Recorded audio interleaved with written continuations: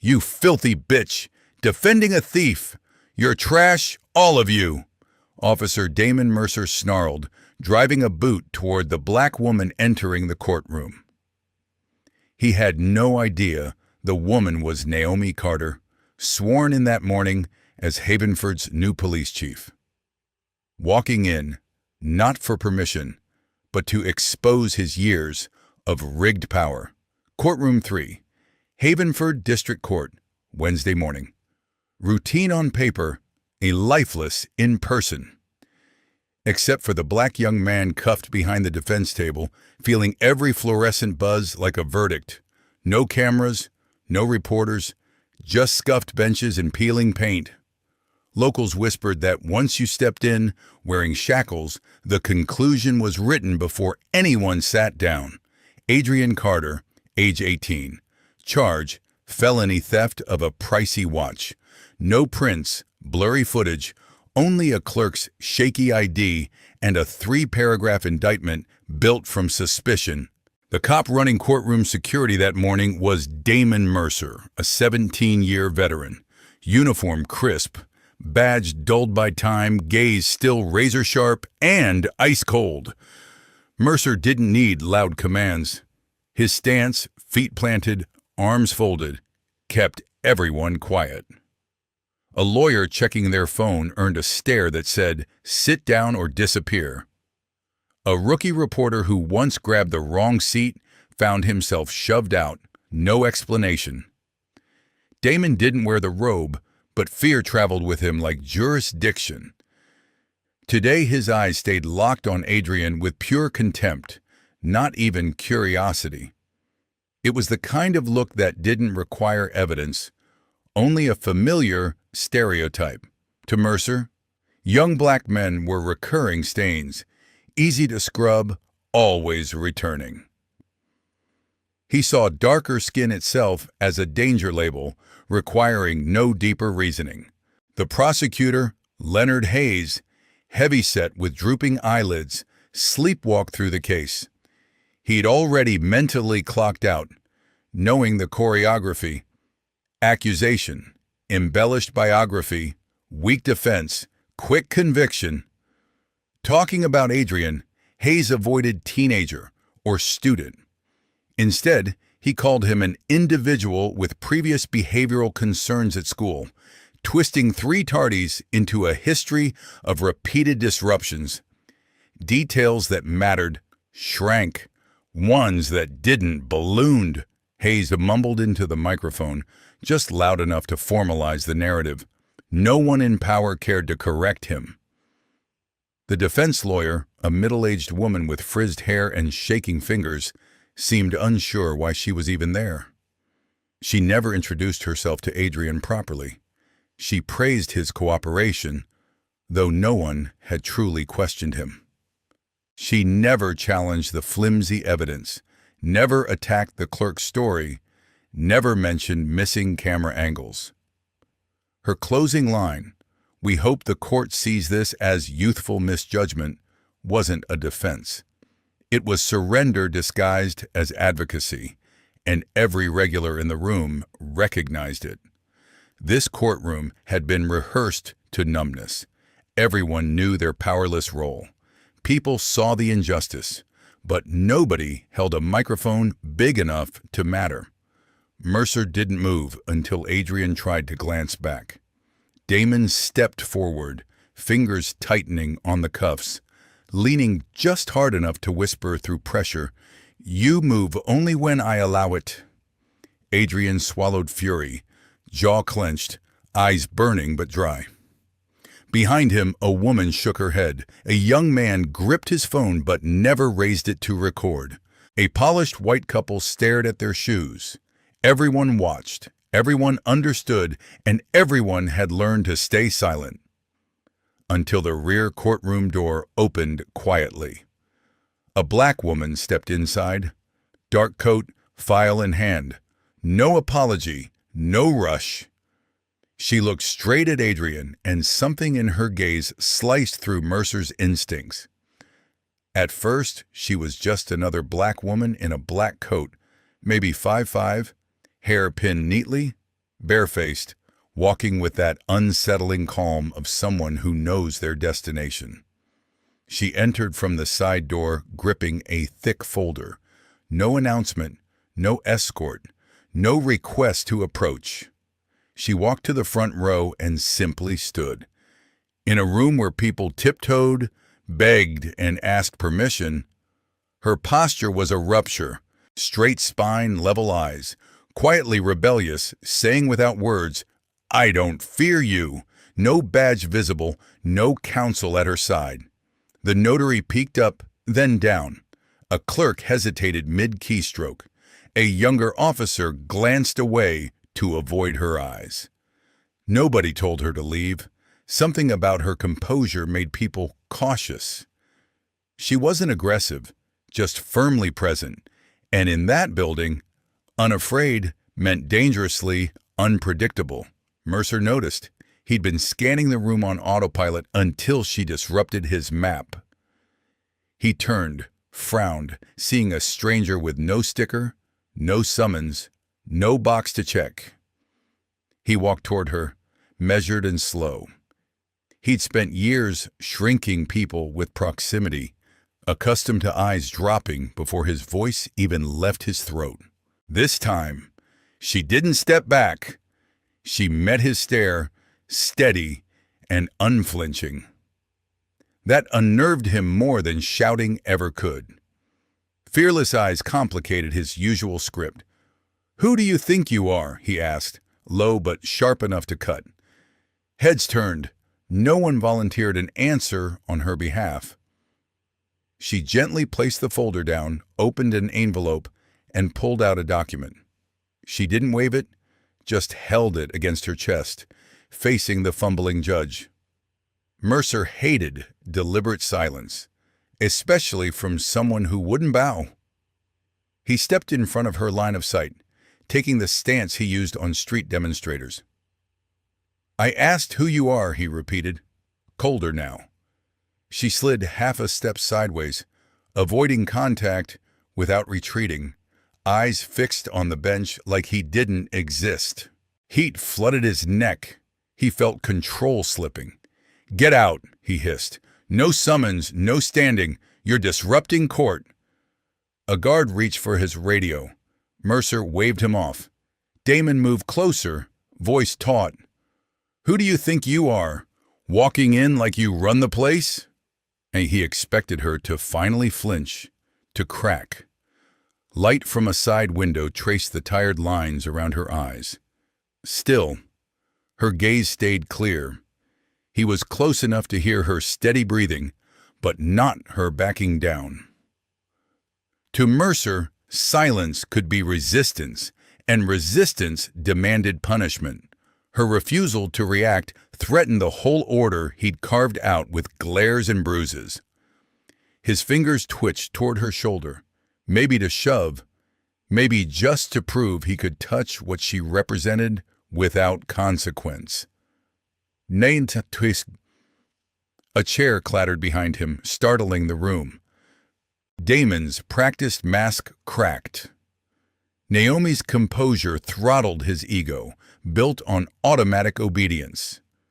Being ignored by a black woman with no visible rank made him feel exposed and small. Then he snapped. "You bitch! Coming here to defend this worthless thief! You people are society's garbage." The words tore through the courtroom like a siren in a graveyard. Gasps rippled. No one expected a senior officer to bear that venom in public. An older woman in the second row covered her mouth. A young man half raised his phone. Naomi didn't flinch. This time she spoke, voice quiet but cutting. "You're insulting someone who hasn't been convicted," she said, eyes fixed on the judge, not Damon. "And if this is still a courtroom, I have the right to demand that behavior stop." Her words sounded less like a plea than a reminder of forgotten rules. She finally turned toward Damon. "My brother, Adrian Carter, is not yet 19. No record, no chance to speak. You can't call him a thief or anyone here trash." Her tone wasn't emotional, it was precise. That made his authority wobble. Damon stepped back half a pace, unsure how to respond to resistance that sounded like law, not outrage. The young guard looked to the bench, waiting for orders that never came. A clerk shuffled papers for cover. Someone whispered, "What is happening?" But no answer followed.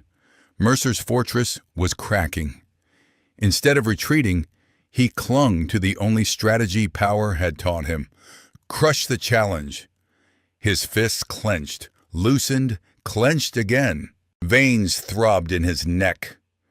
Naomi felt the shift, pressing her toe lightly against the boulder, bracing. Mercer was about to issue a command with his body, not his badge.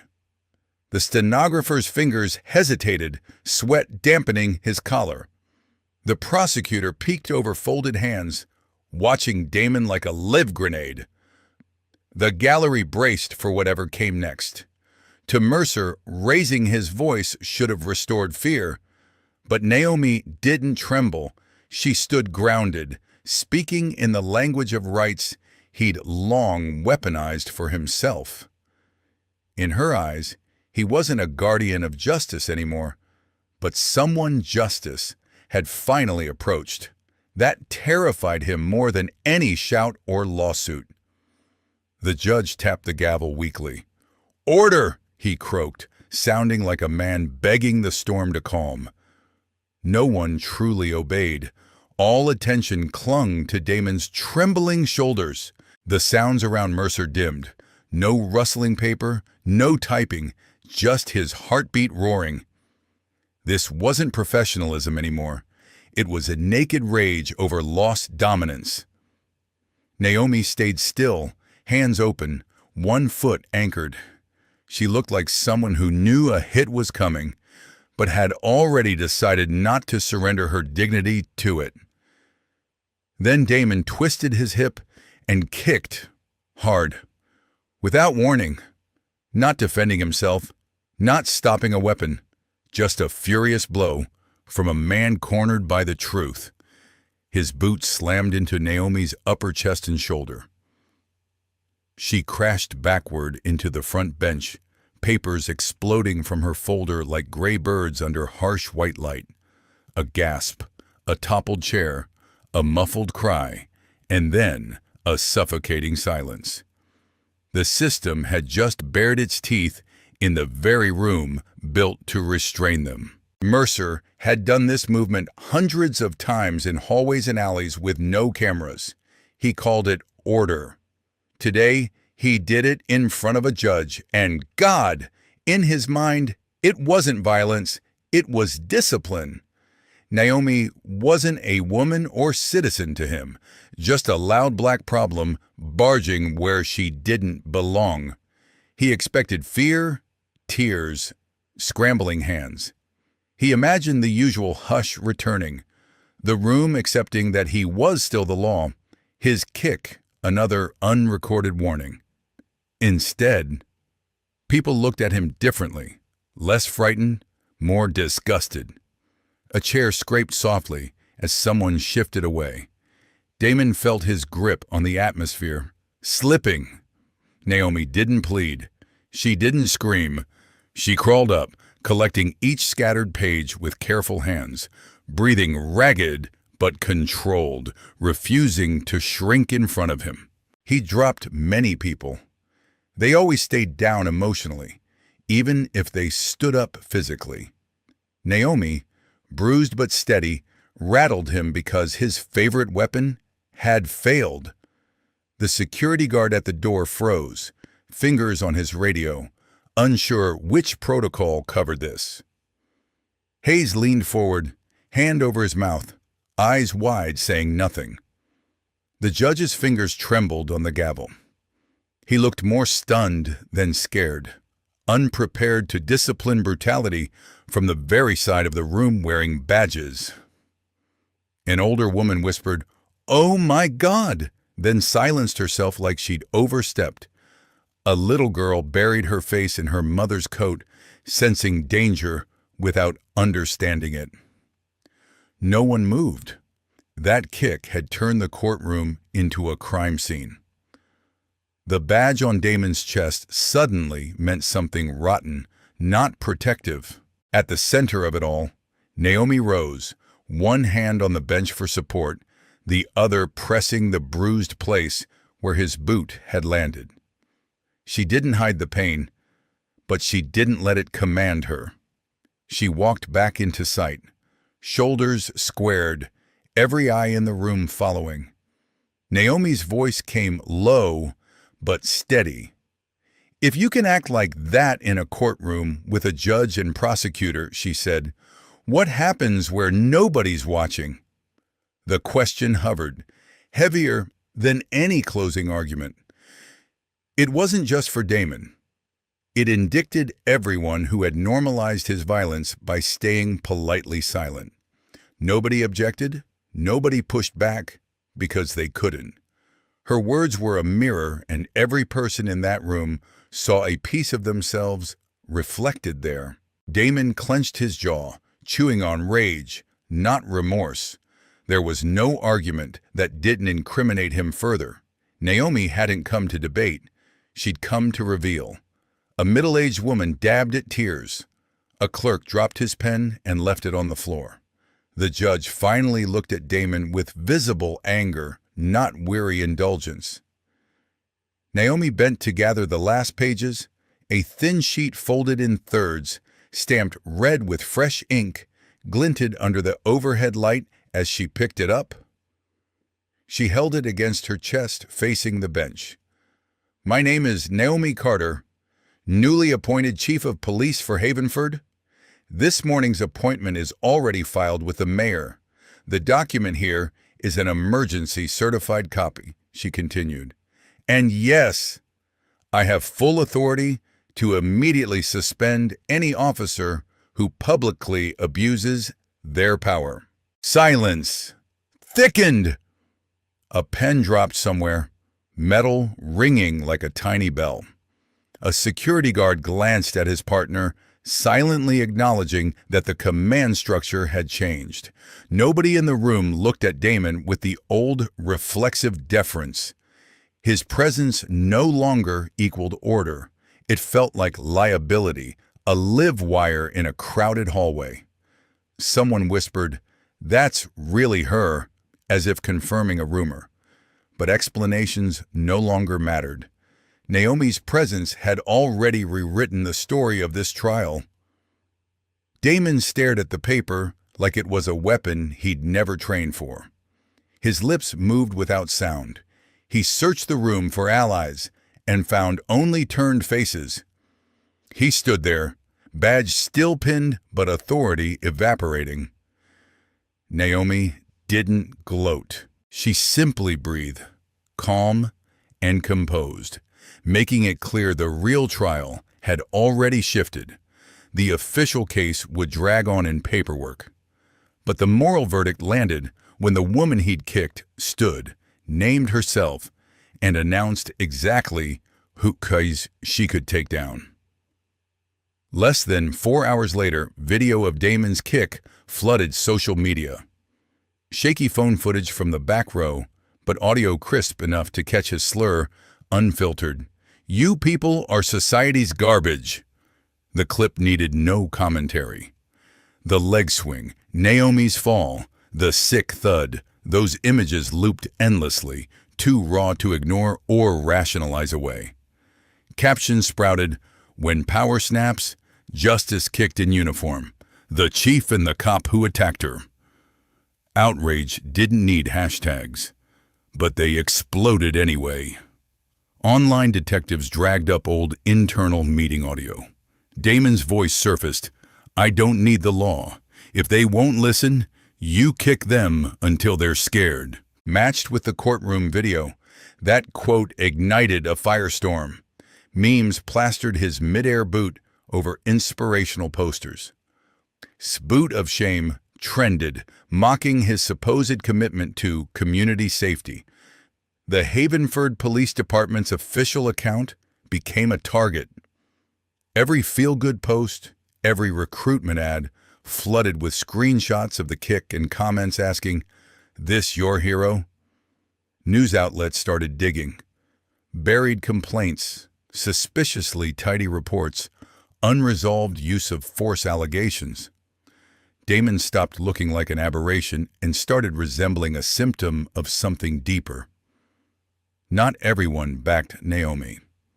In certain neighborhoods and online pockets, mostly white suburban groups rallied behind Damon, calling the incident an understandable snap under intense pressure. In private chats and far-right forums, language turned openly racist. "If the brother steals, the sister knows," people wrote. "Look how black families behave, then blame the cops." Leinstowed Sadeti and Tunner. Conspiracy theories bloomed.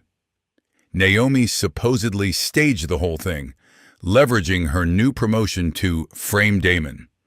Another political stunt, they insisted, using victimhood to climb the ladder. A Facebook group, Stand with Officer D, hit 12,000 members in 2 days, posting old photos of Damon smiling at community events, insisting he'd simply been pushed too far. Edited videos framed Naomi's entrance as disruptive, titling clips, "When a politician storms court to play victim." Comments raged about black privilege and immunity granted by identity. While TV pundits tiptoed around the incident, social media split hard. Damon became either a violent abuser of power or the last honest man saying the quiet parts aloud. The mounting pressure forced the court's hand. Adrian's trial was officially suspended. The statement cited concerns over impartiality after a serious incident involving a representative associated with a witness.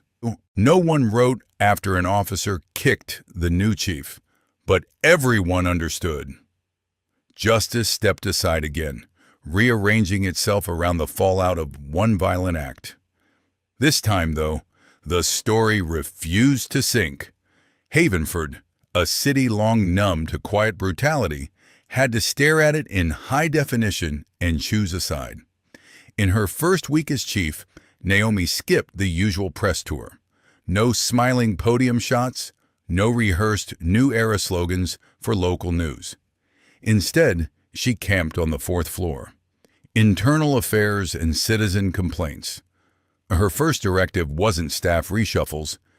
It ordered a full review of Damon Mercer's last 13 years. Within 48 hours, a preliminary report landed on her desk. 14 official complaints naming Damon, all labeled internally suspended. No discipline attached, some never digitized at all. 8 came from civilians in poor neighborhoods. 3 from people charged with resisting. 2 from outside attorneys. 1, the quietist, came from a rookie officer accusing Damon of coercion. Timelines were cross-checked against Damon's commendations. 11 complaints perfectly overlapped periods he'd been named Outstanding Officer of the Quarter for cleaning up so-called high-crime districts.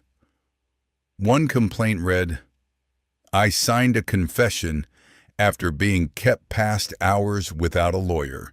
He said, if I didn't, my file would vanish forever." A single mother described Damon telling her, "You want your kid to keep going to school, right?" No overt threat, but the meaning landed like a loaded gun on the table. Naomi descended into the basement archives herself. Dusty boxes, rusted clips, aging paper, old truths buried under the excuse of going digital, yet somehow never fully transferred. There were no grand conspiracies, just consistent, quiet erasure. Complaints stalled, then shelved. Stories of bruises and threats never disproved, simply left unread until everyone moved on. Naomi didn't feel triumphant flipping pages. She felt accountable. Damon hadn't built this shield alone. The institution had handed him metal and turned away while he swung it. Then came a detail from someone not listed in any system. 17-year-old Kevin Salazar, who attended the same school as Adrian, but barely knew him. That morning, Kevin biked past the market after leaving the library. He saw elderly Walter Briggs at the bus stop, then watched someone snatch a watch off Walter's wrist. Another bike shot out from behind. Adrian, pedaling hard after the thief. Minutes later, Kevin saw Adrian return, breathless, placing the watch back into Walter's shaking hand. When officers arrived, they clocked only a sweating black teenager in a gray shirt near a scared old man and an expensive watch. Cuffs snapped on like reflex. Kevin said nothing. He trusted adults to handle things, pretended the scene would sort itself out. The memory replayed silently until he saw the clip of Naomi being kicked. Learning she was Adrian's sister, he finally asked his homeroom teacher, "If I saw something important and nobody asked, can I still tell someone now?" Naomi met Kevin in a small school break room. No cameras, no uniforms. He described everything: the thief's hoodie, neck scar, height, and Adrian's chase down the block. Kevin remembered a produce shop run by a Chinese family, known for keeping their security cameras on because of repeated petty thefts near the bus stop. Naomi took notes quietly. "You didn't just help my brother," she told him. "You gave the law a chance to behave like law for once." She immediately opened a new report. Her team scrambled to collect footage around the bus stop and escape route, racing a 7-day auto-delete window already passed. By luck and stubborn persistence, the shop owner had saved a clip, just in case, noticing someone being chased. Blurry, but clear enough to show what the arrest report omitted. The video showed a shorter black man in a dark hoodie with a tattoo behind his left ear, grabbing something from Walter, then fleeing.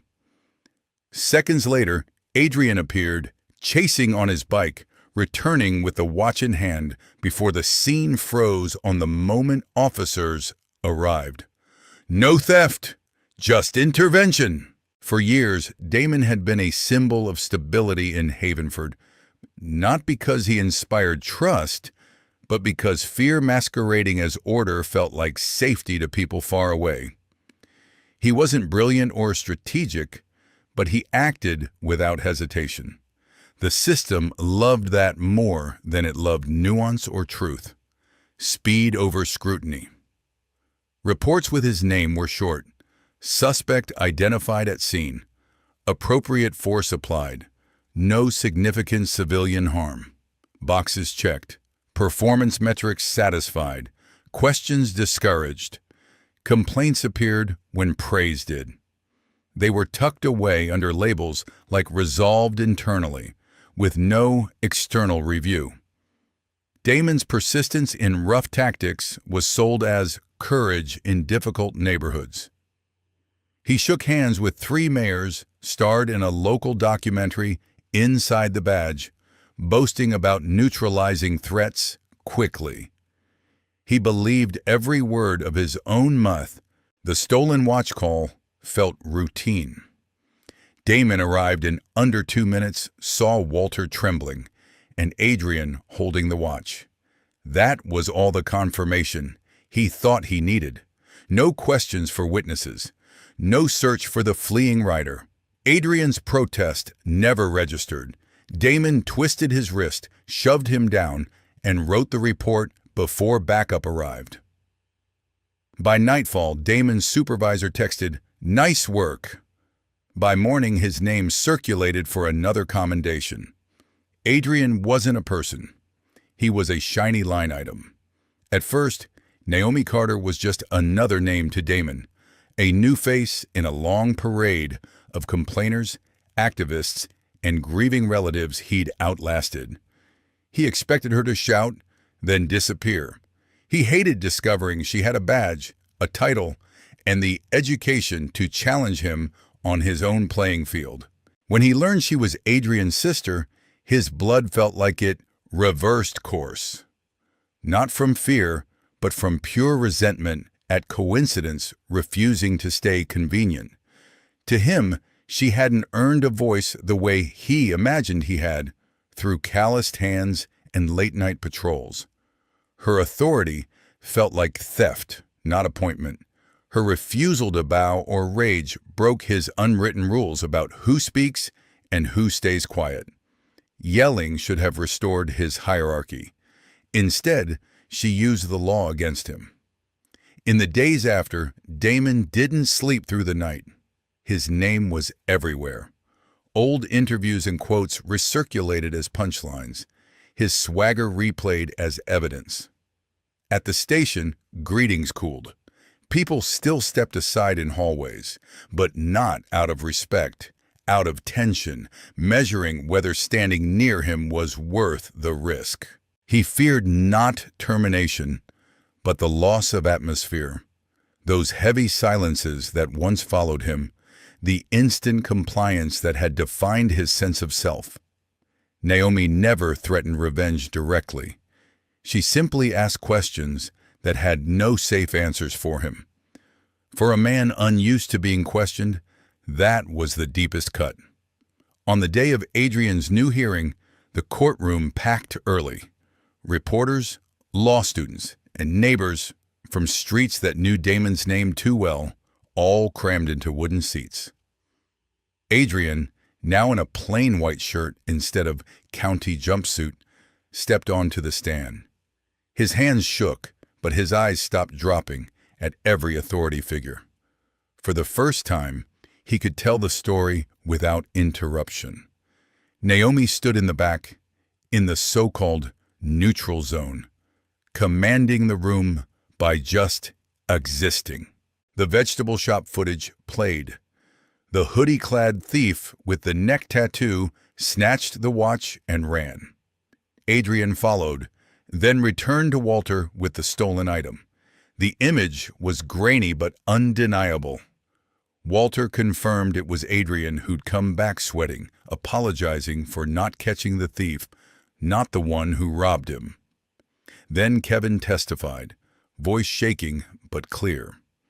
He admitted he'd stayed silent before, assuming adults would figure it out, ashamed he'd waited for social media to move him. Everyone knew the department rep submitting the video was only there because Naomi had hunted it down. Without her, those seconds of truth would have vanished like so many others. Adrian's name was finally spoken without extra labels. No suspect with behavioral history, just Adrian Carter, the young man who chased a thief instead of being one. He stepped down no longer under a criminal shadow, but as someone reclaiming a place in a society that had nearly decided he didn't belong. Naomi's nod to him was small, almost imperceptible. For her, clearing his name wasn't victory. It was the baseline of what should have happened from the beginning. Leaving the building, she sensed something shift. Not sound, attention. Down a third-floor hallway, near a stairwell window, Damon stood watching her walk away. He didn't shout or disrupt, just stared, jaw tight, like a man watching his fortress crumble and already sketching blueprints for a new one in the ruins. "You think you've won?" he murmured, barely audible to the colleague beside him. "You're wrong. The war's just starting." It wasn't a threat exactly, more a promise to himself. He didn't know that somewhere across town, in a small worn-down house, a woman named Lorraine Walker was remembering a complaint she'd filed about him a decade ago, and how the system's silence had answered her better than any letter. He switched schools, grew distant, shut down, dropped basketball, the game he once lived for. Not bitter, just trained himself in one rule: never react. Naomi didn't jot anything down. She just watched Lorraine Walker's hands shake. Hands that once carried complaint forms, later folded away because rent, food, and late shifts came first. Back at headquarters, Naomi asked archives to resurrect the missing 2013 file. A gray-haired tech produced an old hard drive labeled Walker L. Unofficial complaint. Buried inside, she found the original scan, Jared's wrists ringed with cuff bruises, and a handwritten note from Coach Rivera, his PE teacher, attesting to a calm behavior. The note read, "I watched Jared taken away without any aggression." That letter never entered official records. Damon's same-day report had already framed the story instead. Subject displayed disruptive behavior, refused commands. His narrative began. The system trusted his signature over the mother's plea, the boy's bruises, the teacher's quiet testimony, because he'd written first. Naomi leaned back from the desk, sitting very still.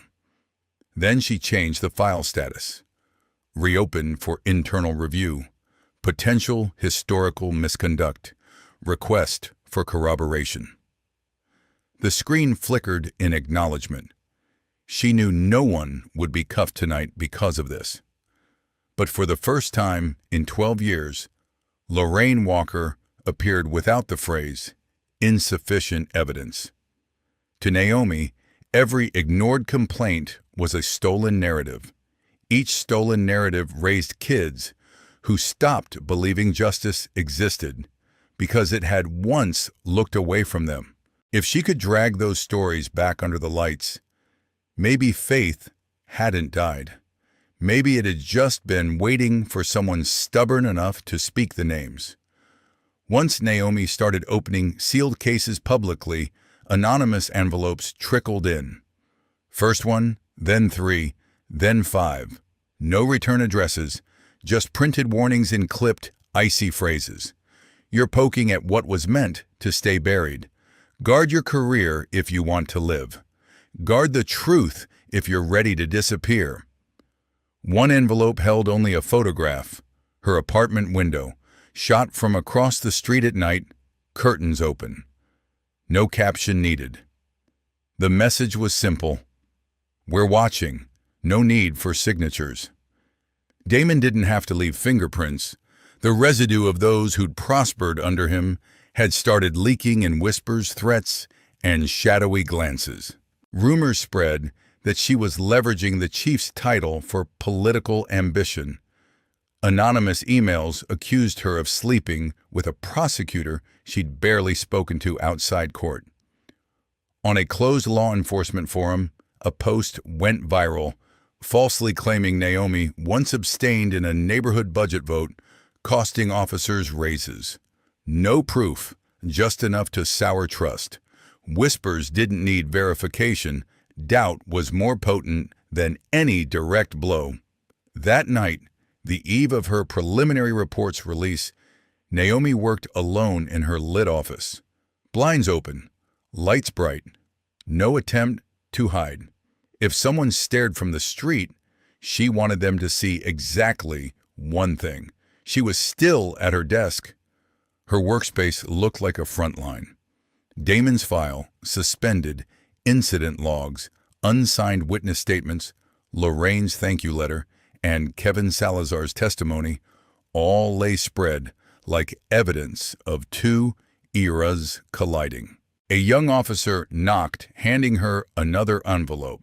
Inside, a copy of her birth certificate, a red slash across it, and a scrawl, "Whose daughter are you, really?"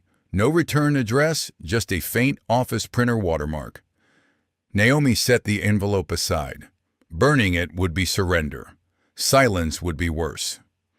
She turned back to the glowing monitor. She opened the folder labeled First Release, hit Save, then Print. One by one, pages spilled from the machine. Rescued statements, discarded photos, affidavits once stamped unreliable, now reborn as evidence. She stacked them carefully, bound them, and labeled the folder. preliminary internal review, use of authority and data alteration, Havenford Police Department, public disclosure copy. By morning, copies would reach newspapers, the mayor's office, state oversight, and crucially, the department's own digital bulletin board. No dramatic speech, just an invitation. Read it yourselves. She didn't crave praise, didn't want us to be a savior. If even one forgotten complainant saw their name and thought, I wasn't crazy, I wasn't alone, it'd matter. Naomi wasn't trying to topple the entire system. She was holding up a mirror. If it chose to defend injustice, then everyone would have to show exactly where they stood. She left just before midnight. The hallways were dark, but darkness hadn't ever been the problem. The problem was people who'd grown comfortable living in it. Now they'd be dragged toward the light, and she was the one carrying it. Not because anyone asked her to, but because no one else was willing.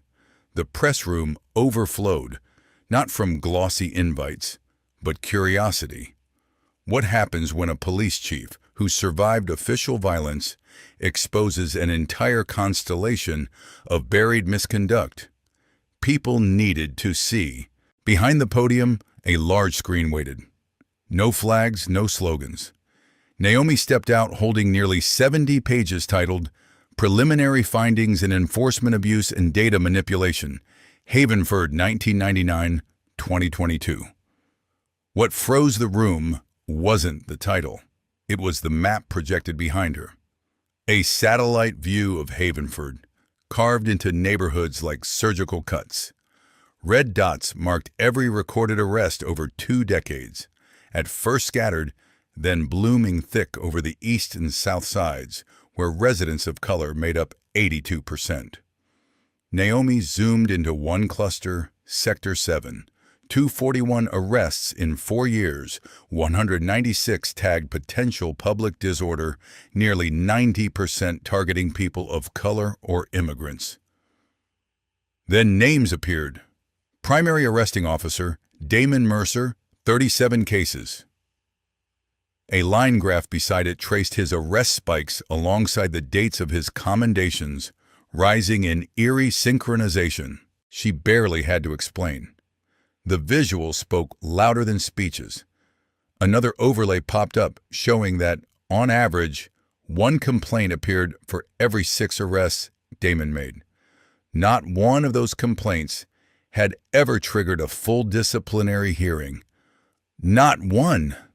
Behind Naomi, the numbers glowed like unblinking witnesses that refused to look away. She played clipped internal audio from a 2014 closed-door meeting. An officer's voice chimed clearly. We let Mercer handle it. He's good at cleaning up trash. Trash doesn't need protection. The words thudded across the press hall. No one could pretend misunderstanding. Trash meant people. People whose complaints had vanished in the same rooms where that sentence drew nods. We used to worship order by counting numbers, Naomi said, voice steady. But when numbers hide bias and reward brutality, they stop being data. They become weapons. Behind her, arrests lit up, color-coded, red for excessive force, yellow for internal complaints, black for vanished cases. At the center pulsed a label, Mercer, Zone of Influence. Naomi didn't close with a promise. She closed with a question. If that kick hadn't been caught on video, would any of us be staring at this now? What many had called a personal outburst had cracked open a wall, left untouched for years, revealing a system that fed on fear, complicity, and learned silence. The briefing ended without applause, but within hours, clips of Naomi's map and sound bites flooded timelines. People weren't just sharing her name, they were sharing her evidence. Some still branded her a traitor to the badge. Yet thousands more, wrongfully arrested, beaten off camera, ghosted by complaint hotlines, saw someone finally pronouncing what they'd lived through. As Naomi stepped away from the podium, Havenford felt poised on a knife's edge between old habits and something new. But the system hadn't played its last card. Less than half a day later, editors at 7 regional outlets received odd emails. No lawsuits, no threats, just politely repeated advice about removing unverified, potentially destabilizing content. Local stations got phone calls, not from Naomi's department or City Hall, but from the State Internal Affairs Liaison Office, an entity sitting well above her jurisdiction. They avoided direct commands. Instead, they spoke fluent executive. Avoid confusion in multi-ethnic communities. Wait for official findings. Resist turning one officer into an exaggerated symbol of wrongdoing. It sounded reasonable on paper. Underneath, the message was clear. Slow this down, dull the edges. Don't let the story harden into a shared memory. By morning, posts citing Naomi's briefing quietly vanished. Some were flagged as unverified, others removed for breaching community guidelines. No one could pinpoint who'd pulled the trigger. When Havenford PD's communications staff pushed for reinstatement, platforms replied vaguely. No direct orders, no signed directives, just a trail of missing content and circular answers. Then an internal state email leaked, from a deputy director in the state security office to regional press coordinators. Pause all disclosures referencing Damon Mercer until investigation fully concludes. Allowing media to define perception first risks a dangerous precedent, the email read. The phrase chilled Naomi. It confirmed what she'd long suspected. Damon had never been alone. He'd been groomed, boosted, and shielded because he delivered something valuable. Names surfaced, people the public never saw, but whose signatures appeared whenever Damon's numbers looked particularly impressive. A former Academy legal director who'd mentored him and greenlit his fast-track promotion. A federal inspector who rubber-stamped 47 of his arrests in 6 months without checking complaint backlogs. A city security grant deputy who once hailed Damon as a model of civilian compliance enforcement in a memo to federal budget committees. They'd never swung batons, but they'd blessed the outcomes. Now those same hands were smothering Havenford's outcry, not with boots or guns, but with policy language, algorithmic takedowns, and bureaucratic authority Naomi could not directly command. She couldn't subpoena them. They weren't in her chain of command. She couldn't drag them to a disciplinary hearing. Their power lived in signatures, not uniforms. Damon, she realized, had never been the whole structure, just the dirtiest visible gear.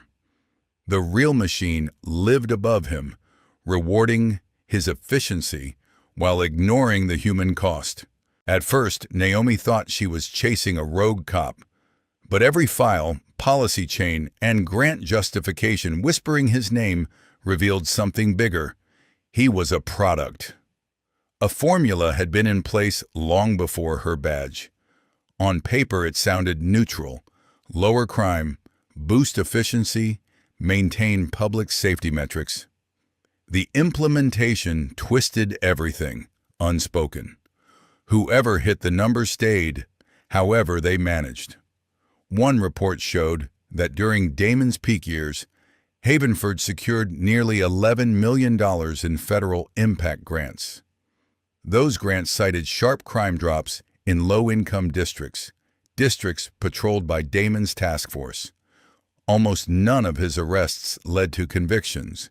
Few even made it through prosecution. Nobody measured the bruises, job losses, or shattered trust.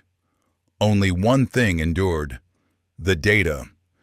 Data became performance review. Performance became justification. Justification turned into his armor. Naomi once met with someone from the State Homeland Security Grants Office, seeking help tracing suspicious budgets. She received a practiced smile and a warning instead. "I'd watch your tone," the official said. "You're poking at why this city still has funding.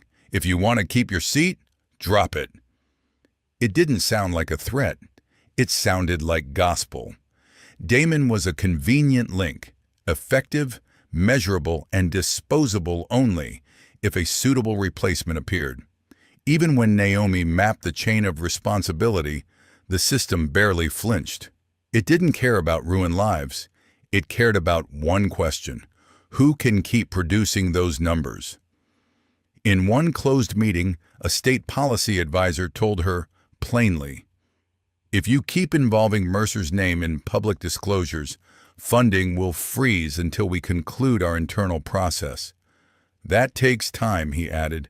Naomi knew time here meant stall, exhaust, isolate. Either she backed off or risked watching the department crumble financially on her watch. She left that room without turning around.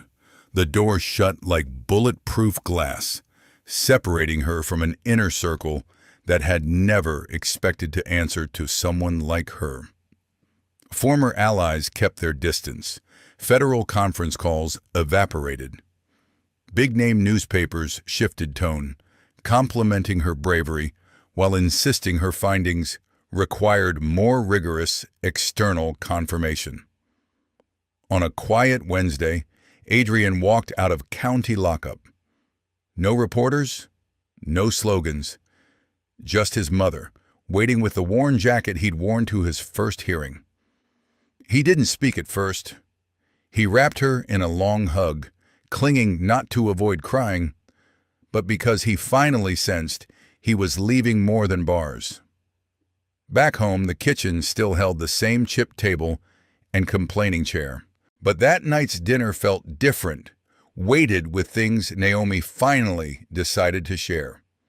She laid it all out: anonymous threats, colleagues' cold shoulders, meetings where smiles concealed knives, reports that disappeared, then returned altered, and emails hinting she might jeopardize disaster relief budgets. The room went quiet. Adrian's mom asked nothing, just refilled glasses. Adrian absent-mindedly stirred his vegetables, as if trying to mix everything he'd just heard into something digestible. Then he looked up, voice steady. "For a long time, I thought I was the anchor dragging you down. Turns out I'm why you couldn't quit." That night, Adrian stayed awake. In his room, yellow lamplight pooled over his old laptop. No fancy setup, no rehearsed speech, no stylized angle, just his face. He hit record and stared into the webcam like into a mirror. "My name is Adrian Carter," he began. "I'm the guy you labeled a criminal, the one cuffed without real questioning, judged for my skin and my presence, not evidence.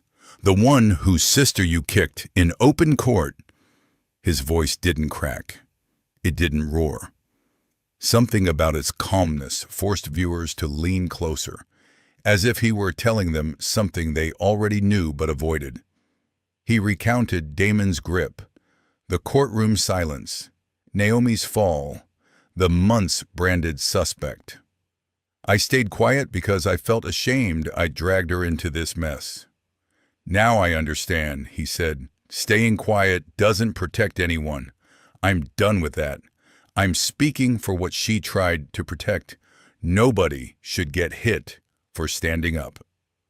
The video ran just 7 minutes. No soundtrack, no edits. Within 10 hours, it was shared over 70,000 times. People stopped scrolling when his eyes caught theirs. Comments poured in. "I used to be you. We thought staying quiet kept us alive. Your sister isn't just your family. She's what so many of us needed." Adrian didn't become a celebrity. He became a reminder that silence has an expiration date, and sometimes it ends at a dinner table with one small declaration, "I'm done hiding." His video spread faster than any chart Naomi had unveiled.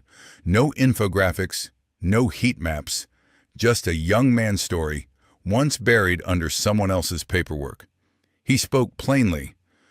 If the guy who kicked my sister isn't behind bars, what message are you sending to every future officer putting on a uniform? What sounded like anger landed like a closing argument. Law students dissected it. Influencers quoted it. Screenshots landed in inboxes of the DA, mayor, and state inspector general.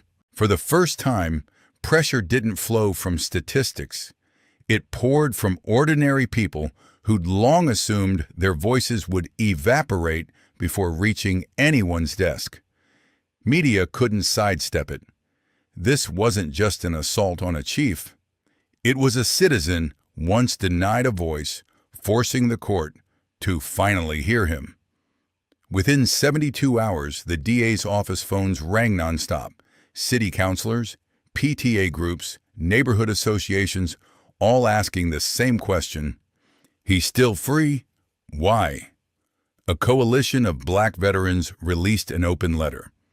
If government won't protect someone kicked in court, don't expect the public to trust its idea of justice. Nehmawan.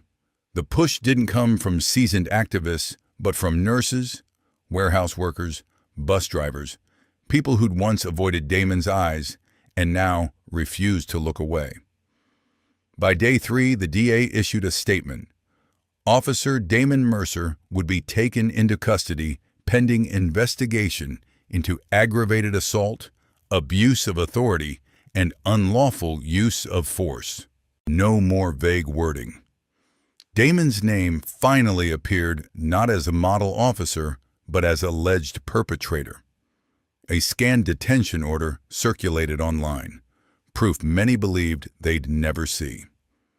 When officers arrived at his quiet suburb, there were no neighbors waving goodbye.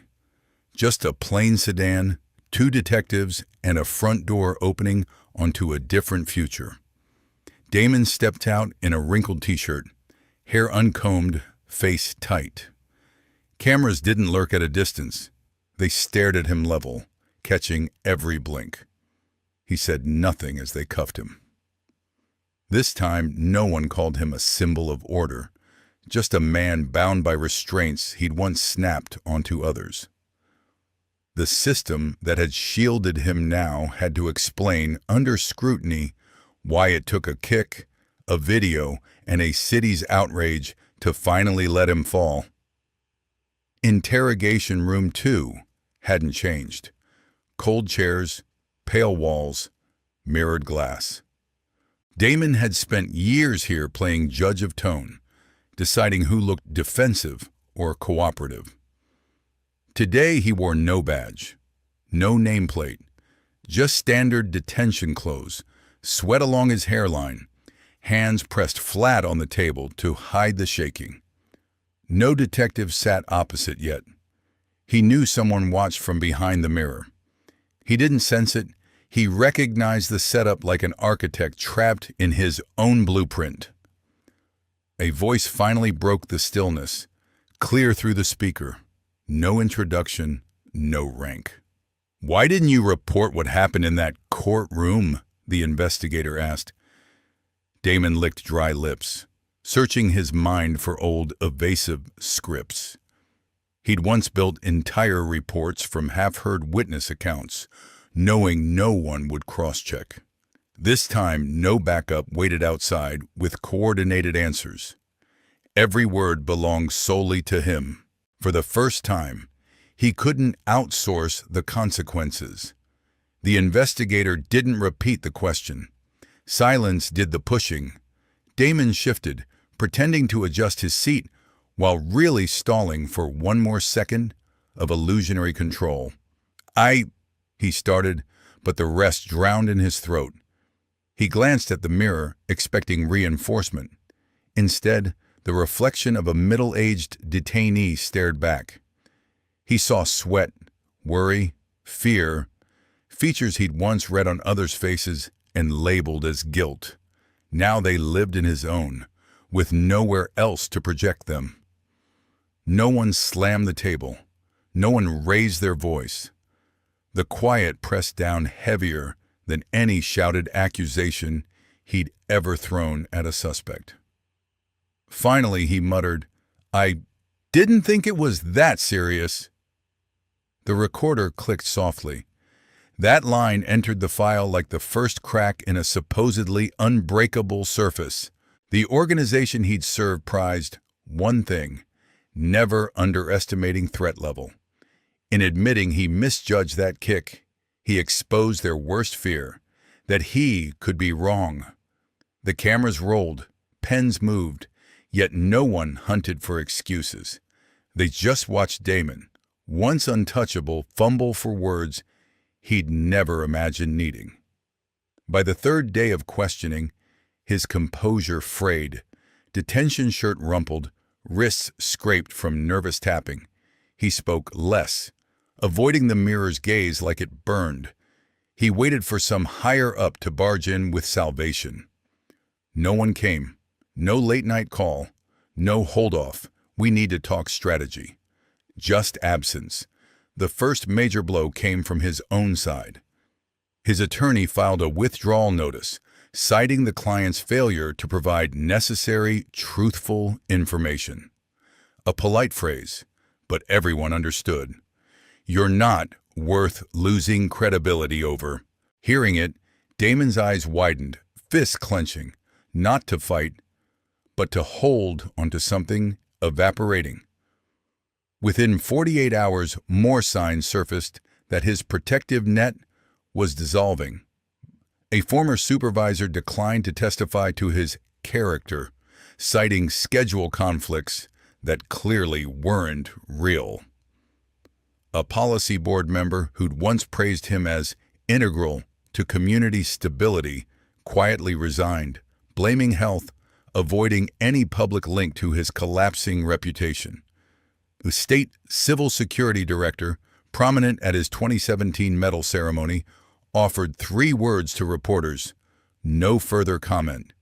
The distance spoke louder than condemnation. But the clearest signs weren't statements, they were edits. Old internal emails defending Damon vanished. Archived praise was scrubbed, dates tweaked, language softened to dodge liability. Commendations disappeared from public-facing documents. Quotes once used in training slid into oblivion. No one vouched for his innocence. They simply refused to stand close enough to be splattered. In this structure, loyalty lasted only, while you remained useful. Damon, with hollow eyes and a file thicker than anyone wanted to claim, had become deadweight. At Eastwood Detention Center, the metal doors clanged open. Damon entered not as security, but as intake. No crisp uniform, no weapon, no clipped commands. His wrists were cuffed in front, standard restraint for those with assault histories. He shuffled through the scanner. Guards logged his info without acknowledging familiarity. One officer recognized him, paused a heartbeat, then continued typing.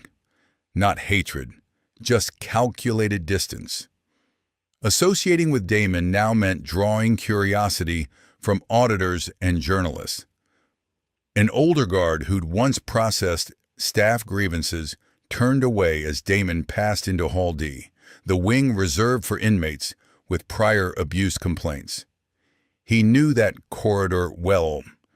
He'd once ordered a 17-year-old held there for threatening an officer when the kid had just cursed after being wrongly detained. Cell 2A felt familiar. Single iron bunk, exposed toilet, high-mounted surveillance camera Damon himself had approved years earlier to ensure officer safety during volatile detentions. He remembered 3 men once locked here. 1 drunk in a park, 1 trespassed accidentally, 1 without ID. All black, all had reacted. He'd used that word like a stamp.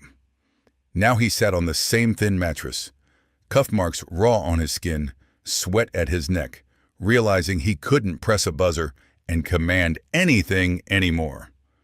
His ID tag bore no name, just an inmate number scribbled in marker. To the system, he'd become data, like the people he'd once reduced to case counts. A guard handed him a plastic tray, cold bread, canned beans, paper cup of water. At the common table, nobody shifted to accommodate him.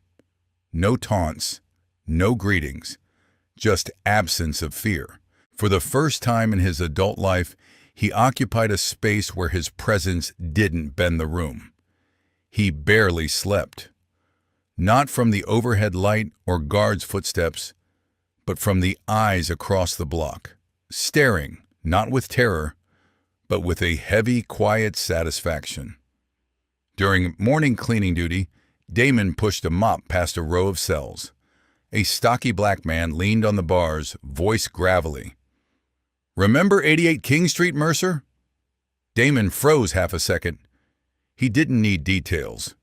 He knew. He hadn't remembered the man's name then. The man had never forgotten Damon's elbow. No record, no video required. Old kicks, threats, forced confessions, all archived in living memory. The faces he'd never really looked at now stared back uncompromisingly. Nobody laid a hand on him, but nobody shielded him either.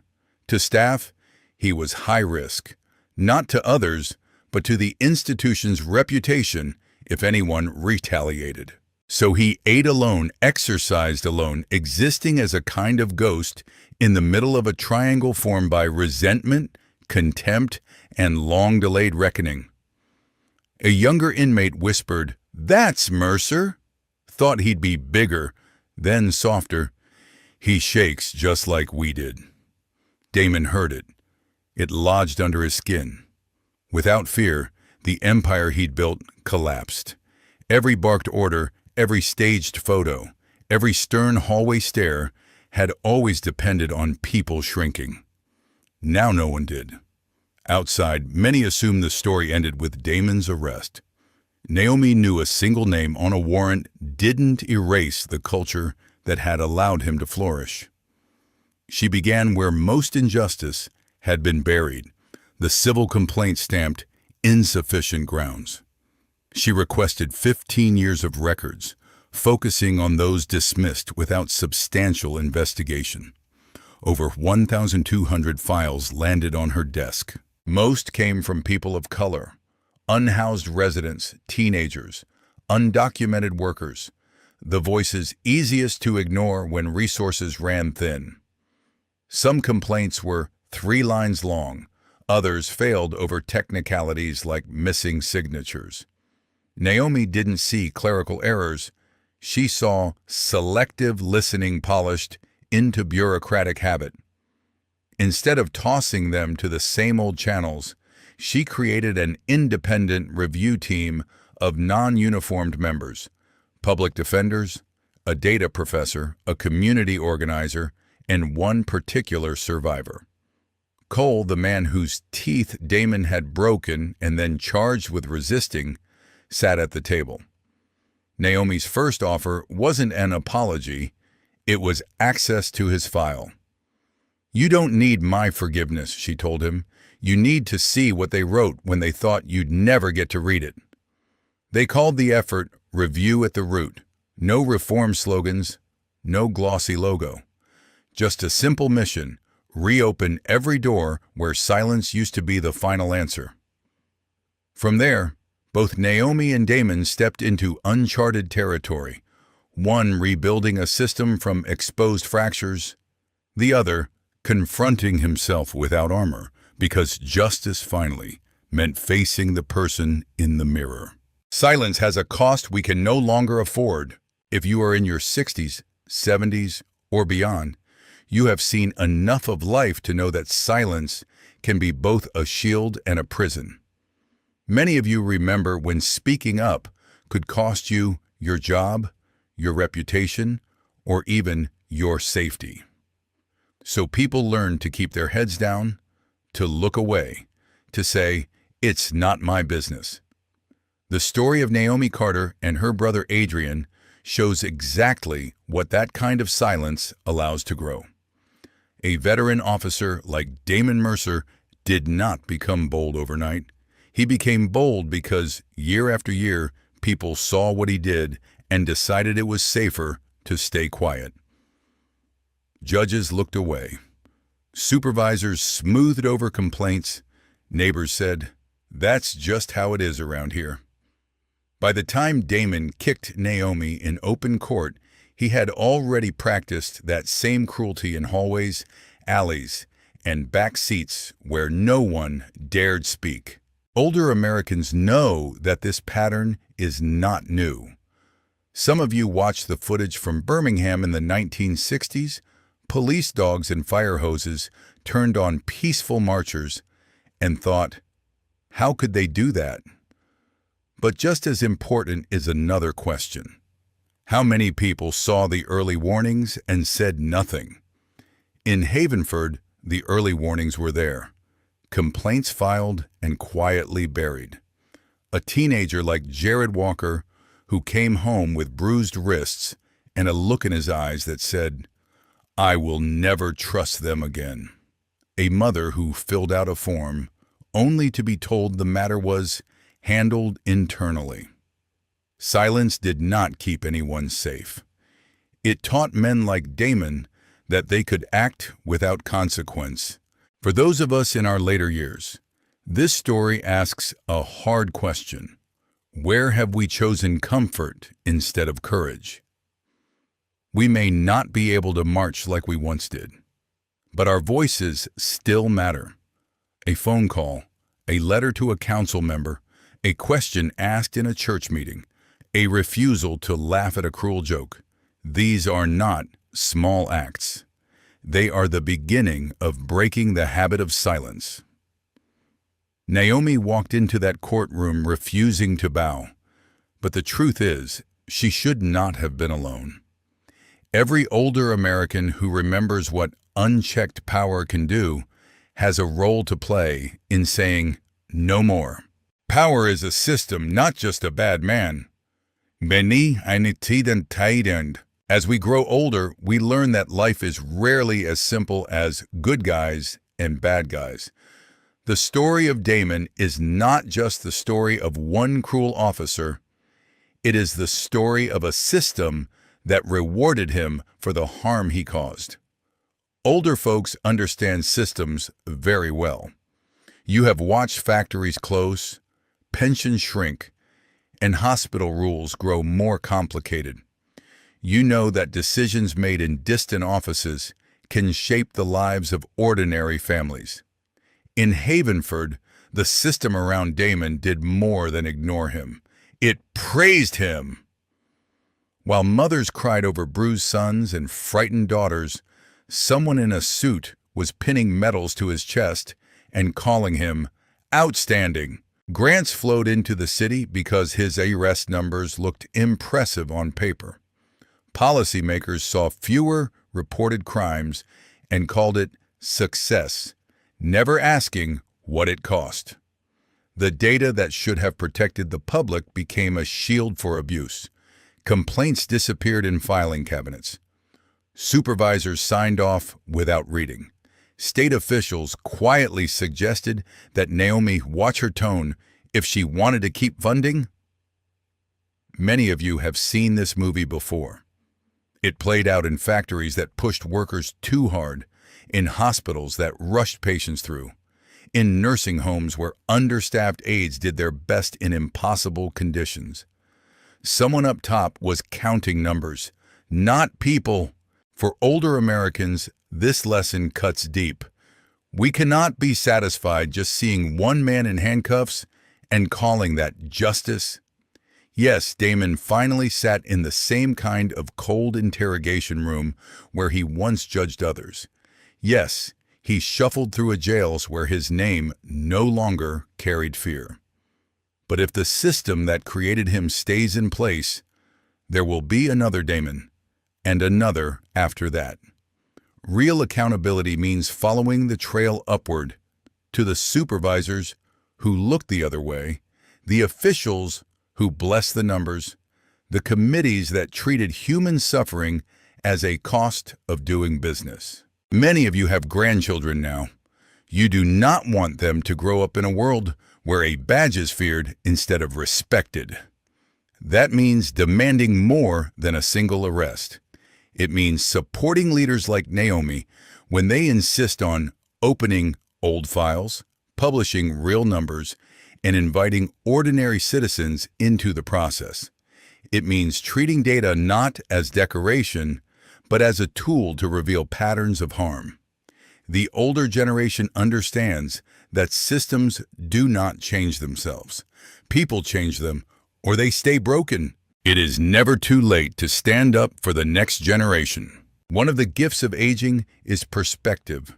You can look back over decades and see where things truly changed and where they only pretended to. Naomi's work in Havenford was not flashy. Instead, there were long nights in a dusty basement, pulling old files from boxes. There were difficult meetings where she invited people who had been hurt by the system to sit at the same table as those who helped run it.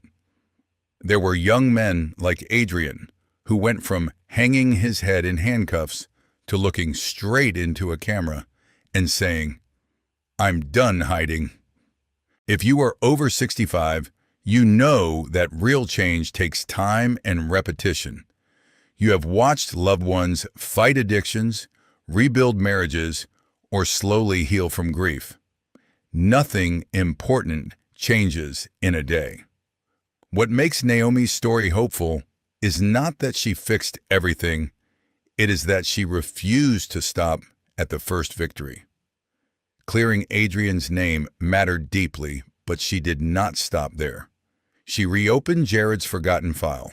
She pulled complaint after complaint out of the shadows. She created Review at the Root, bringing in elders from the community, legal minds, and survivors themselves. This is where older Americans have a powerful role. You may not wish to lead marches, but you can lend your wisdom. You can sit on citizen boards, show up at town halls, ask the questions younger people have not yet learned to form. You remember what it felt like when neighbors trusted each other enough to knock on the door after a siren passed? You remember when church basements and community centers were places where problems were discussed honestly, not ignored. That memory is a resource. Naomi held up maps and charts, but what truly moved people was the simple testimony of Adrian looking into that little laptop camera and saying, "My name is Adrian Carter." Storytelling, the kind you have practiced at family dinners, reunions, and funeral receptions, turns numbers back into human beings. The legacy still in our hands. For those who have lived long enough to see more than one generation grow up, the story of Naomi, Adrian, and Damon is not just a headline. It is a mirror. It asks us gently but firmly what kind of country we are leaving behind. Many of you marched, voted, wrote letters, or quietly helped a neighbor when the world felt cruel. You may feel tired now, and that is understandable. But your influence is not over. A grandchild listening to your stories, a neighbor hearing you say, "That's not right," a pastor or community leader reading a letter you wrote, these are seeds. Naomi carried a folder of papers into that courtroom, but she also carried something you know well, the determination of someone who has decided that fear will not have the last word. In the end, Damon's fall is not the heart of this story. The heart is in every person who chose, finally, to speak. The teenager who came forward as a witness, the mother who trusted Naomi with old pain, the citizens who watched a young man's video and said, "Enough!" For older Americans, the message is clear. As long as we are breathing, we still have a role in shaping justice. We may walk more slowly now, but our voices, our memories, and our courage can help ensure that the next generation inherits something better than what we received. The pen has not left your hand. The story of this country is still being written, line by line, by people like you who decide that silence has gone on long enough. Friends, after walking with Naomi and Adrienne through this hard story, I'd really like to hear from you. Do you believe ordinary people, especially those of us over 65, still have the power to push our towns toward real justice? Or has the system grown too big and cold to change? Have you ever stayed silent about something you wish you'd spoken up about? Or finally raised your voice and seen a difference? Share your experience in the comments. Tap like if this spoke to you, and please subscribe so you won't miss the next story and lesson we share together.